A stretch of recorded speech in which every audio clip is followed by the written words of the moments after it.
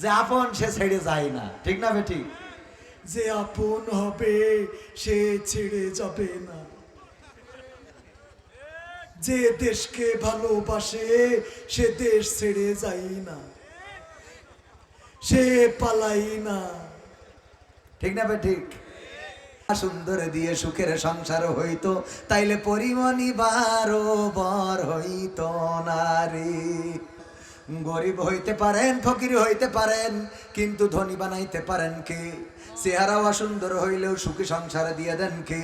অথচ চেহারা ভালো কিন্তু সংসারে সুখ নাই, স্বামীর সাথে সুখ নাই, টিকটক করে বেড়ায় মানুষ, উল্টো পাল্টা কথা বলে, গ্রামে সম্মান নাই। একজন দান করিছে স্বামীর জন্য, তা বললাম স্বামীর জন্য দান করিস মানে স্বামী হবে তাই, না স্বামী আছে তাই, না স্বামী মরিস তাই, না স্বামী মারে তাই, তাই না? খালি যদি বলি তাই স্বামীর জন্য, তা আমি কি বসবো? যে বিয়ে করবে, করলে স্বামী হবে সেই জন্য, তাহলে দোয়া তো একটা লাইন মতো করে। এই দলে দলে আসছে আর বিদায় দিয়ে যাচ্ছে, দলে দলে আসছে আর শেষ দেখা দেখে চলে যাচ্ছে। ভাইরা আমার, এই জীবন আমাদেরও হতে পারে। আমি এইটা এই জন্য বললাম, ডাক্তার বাঁচাইতে পারে না, ডাক্তার যদি পারতো তাইলে এই রেশমার এই করুণ পরিণতি হতো। কথা কেন হয়তো? যারা শান্তির কথা বলে তারা শান্তি দিতে পারে না। ডোনাল্ড ট্রাম্প শান্তি প্রতিষ্ঠিত করতে চাই জমিনে, অথচ ভেনেজুয়েলার প্রধানমন্ত্রীকে যে অপহরণ করে এনেছে, এমনকি ওই দেশটা ছিনতাই করে নিয়েছে, নেওয়ার পরে তেলগুলো নিজে দখল করে নিয়ে, তার মানে এইটারে বলে ডাকাতি। কি কাতি? শান্তি প্রতিষ্ঠা করলো না অশান্তি করলো? 100 জন মারা গিয়েছে। ভেনেজুয়েলার স্বরাষ্ট্রমন্ত্রী বলেছেন 100 জন মানুষ নিহত হয়েছে ওই তেল দখলে নেওয়ার জন্য। আর ওই দেশের প্রেসিডেন্টকে অপহরণ করতে যে 100 জন মারা গেল, তাদের অপরাধটা কি? তার মানে শান্তি নয়, বরং অশান্তির আগুন দাও দাও করে জ্বালিয়ে দিচ্ছে। ইরানের দিকে তাকান, সেখানে অশান্তির দাবানল জ্বলছে। আপনি আফগানিস্তানের দিকে তাকিয়ে দেখেন, এটাও এক সময় তারা কেড়ে নিয়েছিল, এখন মোল্লা মন্ত্রীরা শাসন করে। পাকিস্তান তেলবাজি শুরু করে তারা টিকে আছে। ডোনাল্ড ট্রাম্পের তেল বর্ধন করার কারণে পাকিস্তানের ক্ষমতা টিকে আছে, বলেন ঠিক কিনা? নরেন্দ্র মোদী রাশিয়ার কাছ থেকে তেল কিনছিল, এই কারণে 500% কর আরোপ করে দিয়েছে। তার মানে ডোনাল্ড ট্রাম্প, আমরা যাদের বিশ্ব মোড়ল বলি, তারাও এই জমিনের বুকে অশান্তি সৃষ্টি করছে, বলেন ঠিক কিনা? এই অশান্তি সেই দিন দূর হবে যেই দিন আল্লাহর কোরআন দিয়ে জমিন চলবে, সেই দিন ওই অশান্তি দূর হয়ে যাবে। যতদিন আল্লাহর কোরআনের আইন চলবে না, ততদিন বিশ্বের জমিনে শান্তি আসবে না। ডোনাল্ড ট্রাম্প শান্তি দিতে পারবে না, বাইডেন পারবে না, ক্লিনটন পারবে না, মাইকেল জর্জ ডব্লিউ বুশ পারবে না, এইচ.ডব্লিউ বুশ পারবে না। এমনকি বাংলাদেশের জমিনেও কত লোক আসলো আর গেল, বঙ্গবন্ধু থেকে শুরু করে ডক্টর ইউনূস পর্যন্ত, এর মাঝখানে আরো কতজন এসেছে গিয়েছে, একজনও শান্তি দিতে পারে নাই। ততদিন শান্তি আসবে না যতদিন এই জমিনে আল্লাহর কোরআনের আইন দিয়ে বিচার ফায়সালা না করা হবে, ততদিন এই জমিনের পরে শান্তির সুবাতাস বহন হবে। শান্তির সুবাতাস বইবে কোন একদিন এদেশের আকাশে, কালেমার পতাকা দুলবে। সেদিন সবাই খোদাই বিধান পে দুঃখ বেদনা ভুলবে। সেদিন সবাই কোরআনি বিধান পে দুঃখ বেদনা ভুলবে। সেদিন আর রবে না হাহাকার, জুলুম আর অন্যায় অবিচার।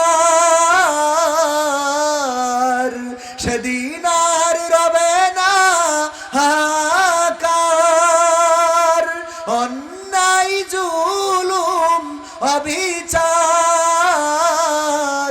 থাকবে না অনাচার, দুর্নীতি কদাচার, সকলেই শান্তিতে থাকবে। সেদিন সবাই কোরআনের বিধান পেয়ে দুঃখ বেদনা ভুলবে। কোনো একদিন এদেশের আকাশে কালেমার পতাকা দুলবে। সেদিন সবাই খোদাই বিধান পেয়ে দুঃখ বেদনা ভুলবে। একাকিনী রমণী নির্জন পথে যাবে, কোনো জন কটু কথা কবে না। কোনো জন পথে ঘাটে সম্পদের মোহে খুনার রাহা জানি হবে না। সেই দিন আর নেই বেশি দূরে, সেই দিন আর নেই বেশি দূরে, আর কিছু পথ গেলে মিলবে। সেদিন সবাই কোরআনি বিধান পেয়ে দুঃখ বেদনা ভুলবে। কোনো একদিন এদেশের আকাশে কালেমার পতাকা দুলবে। সেদিন সবাই কোরআনি বিধান পেয়ে দুঃখ বেদনা ভুলবে। ওগো আল্লাহ, এই জমিনে তোমার কোরআনের আইন কায়েম হয়ে গেলে জমিনের মানুষ কেমন শান্তিতে থাকে, এটা অন্তত একবার দেখার তৌফিক দান করে দাও, বলেন আমিন। একবার একটু দেখতে চাই নামাজ কায়েম হয়ে গেলে কেমন করে আজান দিলে সবাই দোকান বন্ধ রেখে মসজিদে চলে যায়। একবার একটু দেখতে চায় চোর চুরি করলে কেমন করে তার হাতটা কাটা হয়। একবার একটু দেখতে চায় কেউ যদি বিবাহিত জেনা করে অথবা ধর্ষণ করে কেমন করে তার একটু সঙ্গে সার করে দেয়া হয়। একবার একটু দেখতে চায় ওসমান হাদির যারা খুন করলো, মুসাব্বিরকে যারা গুলি চালালো, এই খুনিদেরকে ধরে নিয়ে ওদেরও কিসাসের আইনটা কায়েম করে দিয়ে হত্যার বদলে হত্যা, ওদেরও গুলি করে মেরে ফেলতে হবে। এই কাজটা কেমন করে করে একবার একটু দেখতে চায়। বলেন দেখি এইগুলো যদি কায়েম হয়ে যায় আর কি খুন করার সাহস কেউ পাবে? কেন পাবে না? কারণ যখন দেখবে যেভাবে খুন করা হলো ওইভাবেই যদি তাকেও খুন করা হয়, এইটা দেখার পরে বাংলাদেশের খুনিরা তওবা করবে। আর খুনিদেরকে বলতে চায় ওগো সন্ত্রাসীরা, কাকে মারো কাকে হত্যা করো, একবারও কি চিন্তা করো না তারও বাড়িতে কলিজার টুকরা সন্তান রয়েছে?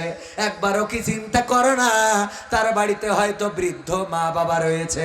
একবারও কি চিন্তা করো না এই মানুষটা কত মানুষের অভিভাবক, এই মানুষটা হয়তো কত মানুষের খোরাক জোগাড় করে দেয়, কত মানুষের রিজিকের কারণ এই মানুষটা। ওই মানুষটাকে যখন গুলি করে হত্যা করো, আল্লামা সাঈদী বলেছে একবার একটু নীরবে নিভৃতে চুপিসারে তার বাড়িতে চলে যাও।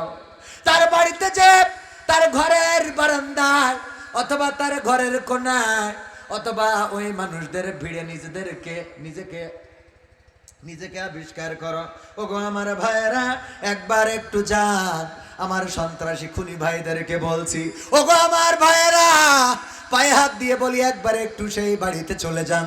ওসমান হাদির স্ত্রীর বোবা বেদনাটা একটু দেখেন কতটা কষ্টের। ওসমান হাদির সন্তান বাবা বাবা বলে ডাকতে শেখে নাই এখনো। এই সন্তানের চেহারার দিকে তাকিয়ে দেখেন যখন তার লাশটার মুখের কাছে ধরা হলো। আহারে বাবা চলে যায়, যেই বাবাকে আর কোনোদিন ডাকা হবে না। ওই মায়ের দিকে একবার একটু তাকিয়ে দেখেন, যেই মায়ের প্রেসক্রিপশন নিয়ে যে ওষুধ কিনে এনে দিত যেই সন্তান, ওই সন্তানকে গুলি করে বিদায় করে দিলেন। ওগো আমার সন্ত্রাসী ভাইয়েরা, আপনি কি চিরদিন বেঁচে থাকবেন? না, থাকা হবে না। এই জমিনটা ছেড়ে চলে যেতে হবে, অন্ধকার কবরে পাড়ি জমাতে হবে।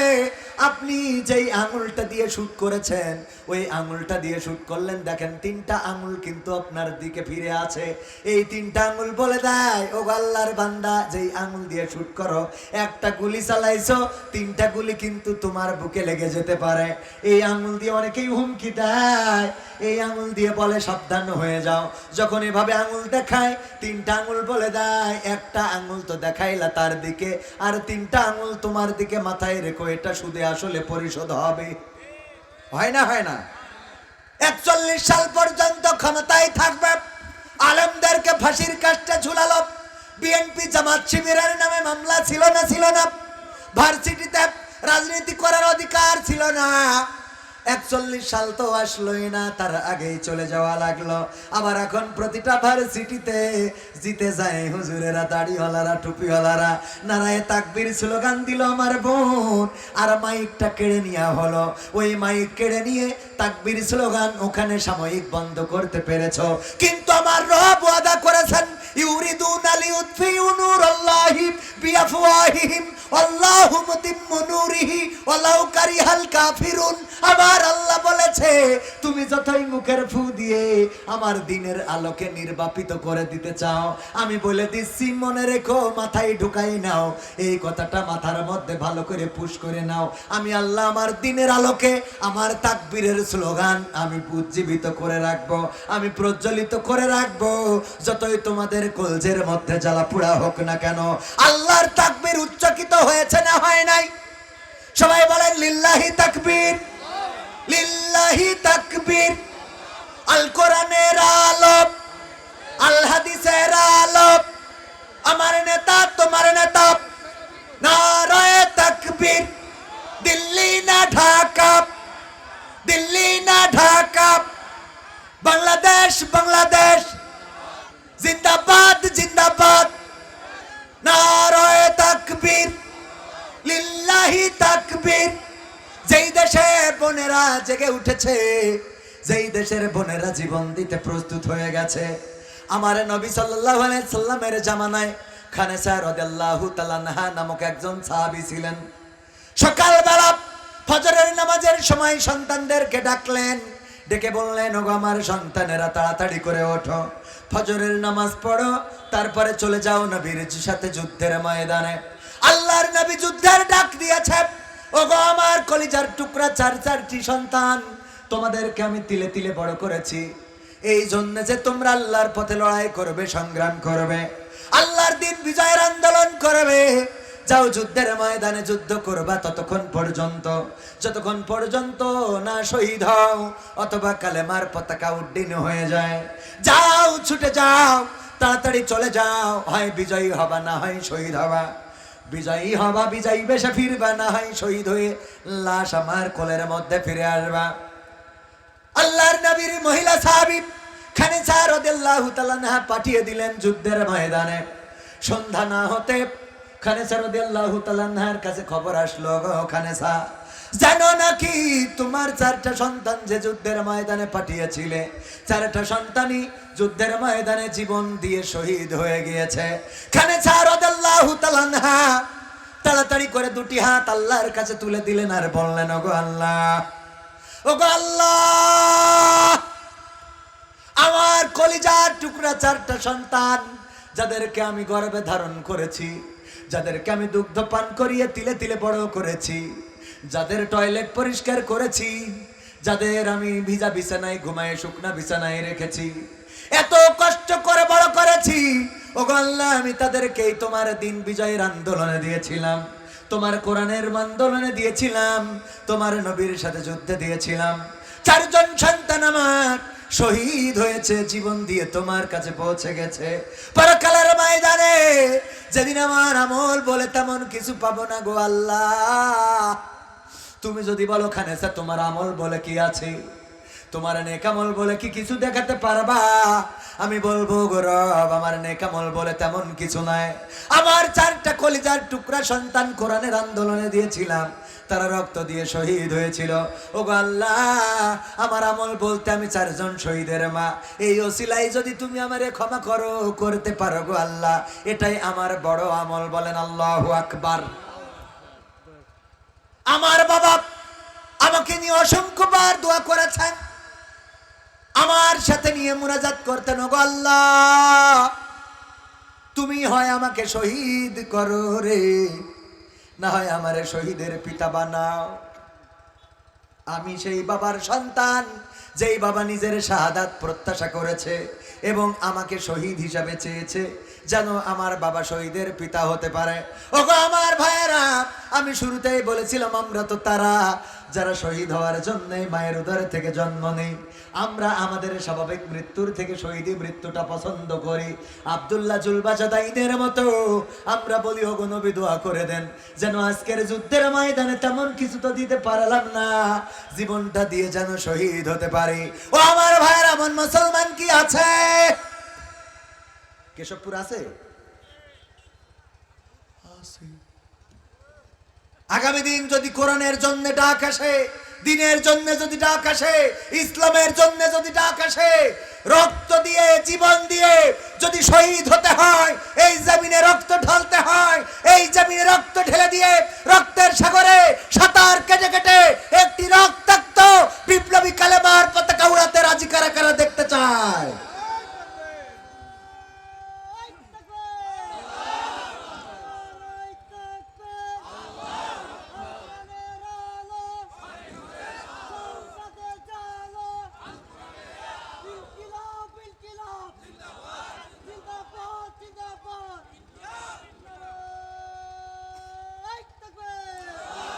ও আমার ভাইরা, দাঁড়ানো মানুষদেরকে কতবার বলেছি বসতে, হয়তো আপনাদের কষ্ট হয়ে গেছে, বসতে পারেন নাই। বসলে শীতকালে কষ্ট বেশি লাগে, ঠিক কিনা? দাঁড়ায় থাকলে একটু এনার্জি খরচ হয়, গরম লাগে। বিকালবেলা বাচ্চাদের সাথে একটু খেলা করলাম ছাদের উপরে, তো একটু খেলা করে দেখলাম শীত সব শেষ। আমার 2 ছেলে আর 2 ভাতিজি, ওদের সাথে ছাদের উপরে মাঝে মাঝে বাচ্চাদের সাথে সময় দিবেন। এগুলো করেন না বলেই তো আপনার বাচ্চা টিকটক করে, ফ্রি ফায়ার খেলে, পাবজি খেলে, অনলাইনে গেম খেলে এবং আপনার টাকা নষ্ট করে। বাচ্চাদের সাথে খেলা করবেন, মাঝে মাঝে জ্যোৎস্না রাতে বলবেন বদনা তুলা খেলবো, আছে না? বদনা তুলা খেলা যায় না? গুটি তুলা। বুড়ো হয়ে গেছেন বলে কি বুড়ো হয়ে গেছেন নাকি? এই বুড়ো বয়সে যদি কোনো এক মেয়ের সাথে এক ঘরে রাখি, তার তো ধর্ষণ 1 বার না 3 বার হয়ে যাবে, ঠিক না ভাই? ঠিক তো বুড়ো বয়সে যদি ওইটার এনার্জি থাকে, তা একটু বুড়িসু গাদি কিতকিত এগুলো খেলা যায় না? খারাপ বলছি এগুলো? এটাই রাসূলের সুন্নাহ। বাচ্চাদের সাথে সময় দিতেন, স্ত্রীর সাথে দৌড় প্রতিযোগিতা করেছেন, এগুলো করবেন। স্ত্রীর সাথে র্যাকেট খেলবেন, যদি বাড়িটা ঘেরা হয় স্ত্রীর সাথে র্যাকেট খেলবেন। মাঝে মাঝে লুডু নিয়ে যাবেন, স্ত্রীর সাথে খেলবেন, দেখো তো কয়টা গুটি তুমি কাটো, আমি কয়টা কাটি। স্ত্রীর সাথে এগুলো সময় দেন, দেখবেন ওই স্ত্রী আর অন্য মকসেদের সাথে লাইন মারবে না। কিন্তু আপনি তো লাইন মারতেছেন আর একজনের সাথে, এই জন্য স্ত্রীও বলে স্বামী আমার যেমন তেমন, দেওর আমার মনে মতন রে, কথা কয় না? আমার অনেক যুবক আছে বিয়ে করে জিজ্ঞেস করে স্ত্রী, তুমি কেমন ছিলে, ভালো ছিলে? কি বলছো? আমি সবসময় নিজের পর্দা করে চলতাম, আমার সাথে কেউ কথা বললে আমার ভাই তার চোখ তুলে গুড় দেখে নিত। হ্যাঁ, এবার বলে আমি যতই খারাপ হই, বন্ধুদের সাথে গল্প দেয়, আমি যতই খারাপ হই, আমি বউ পাইছি একটা খাঁটি। তুই যদি গদখালি সাইডে নিয়ে ঘুরোই বেড়াইস, তা তোর উডারও সাইডে ঘুরোই, তারপর তোর কাছে দিয়েছে। তুমি খাঁটি মনে করতে যাও, তোমার খাঁটি হলি গদখালি এত লোক কানতে আসে, কথা কয় না? হ্যাঁ, তুমি যেরাম বাড়িটাও তুমি মনে করতে যাও পরেশগার, তুমি দেখি বেড়াও রাশ্মিকা মান্দানা, ঐশ্বরিয়া রায়, কারিনা কাপুর, আর মনে কথা বাড়ি ওইটা তাহাজ্জুদে বসে রয়েছে। ও যেই দেখো শাকিব খান শাহরুখ খান মারতেছে, ঠিক না বে ঠিক? তুমি উল্টো পাল্টা করি বেড়াবা, আর তোমার 2-1 স্বামী আছে, এসে বলে হুজুর এখানে একটু ওয়াজ করবেন, নারীরা যেন স্বামীর খেদমত করে। আমাদের বউরা আমাদের খেদমত করতে চায় না, মুখিতে বিড়ির গন্ধ বেরোয়, ও সুসো মারা খালু ওর থেকে ভালো গন্ধ হয়। আমি বললাম এরপরেও যে তোর বউ আছে এটাই তো বড় কথা, তোর মুখে যে দুর্গন্ধ, এই সুইকে যে তোর বউ থাকে আর কোনো খেদমত লাগবে না, আল্লাহ এতেই ওর ক্ষমা করতে, কথা কয় না? এরকম আছে না নাই? মুখের দুর্গন্ধ, নামাজের সময় ইমাম সাহেব বলে